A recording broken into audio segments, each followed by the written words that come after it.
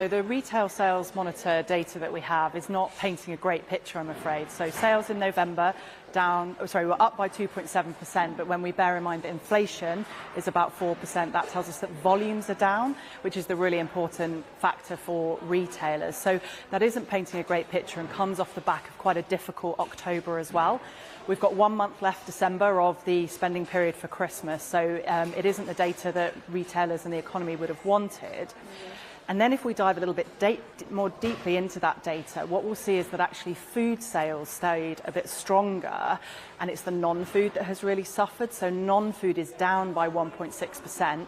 Again, if you think about the inflation effect on that non-food, it's meaning volumes are really down. So by non-food, we mean everything from clothing, footwear, health and beauty, furniture, toys, electronics. So all of that category is really down in November. And of course, this is a very important moment for retailers. They call it the golden quarter, right? How do you think we are likely to be describing this golden quarter this time around? Well, I think so far 2 of 3 months has been very difficult in this golden quarter, and I'm afraid what consumers are telling us is that they aren't going to be increasing their spending through December.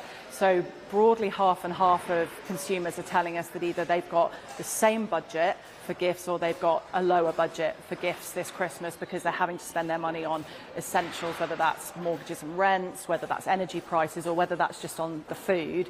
So then when you come back to gift buying and again all of those non-food items, it is going to be a challenging December, we expect, and that does mean that overall the quarter is going to be a difficult quarter.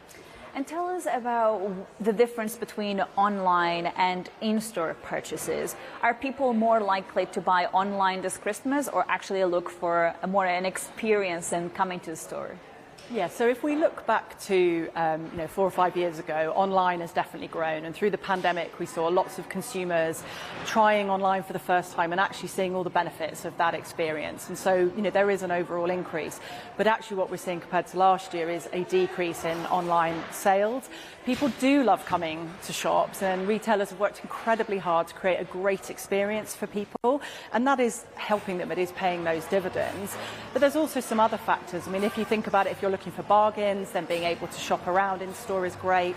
Or perhaps if you want to guarantee you're going to get that product, you don't want to risk that you're not going to receive it. And so coming in store means you walk away with it in your hands and you know you've got it ready to give to somebody. And maybe just perhaps tell our viewers that we're getting more noise in the background, and that is because Harrods is preparing to open in a couple of minutes. They open the doors at 10 a.m. But let's get back to our conversation and just look at what sort of items really people are more likely to focus on during the Christmas season.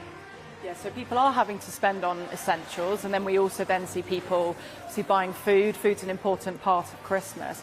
But what we are seeing is that people are still trying to treat themselves. They're still trying to find those little luxuries and those little moments. And that could be, for example, in food. So we might choose some of the essentials of that Christmas dinner based on lower prices, but then we still want our favourite Christmas pudding or our favourite cheese crackers, and that's true in some of the other purchases. So one category that has continued to be strong is actually health and beauty. So that's where we do see consumers still wanting to treat themselves. Quite an amusing example is around advent calendars, for example. Not just pictures or chocolates anymore, but we see beauty advent calendars have been on the rise, and so consumers will treat themselves.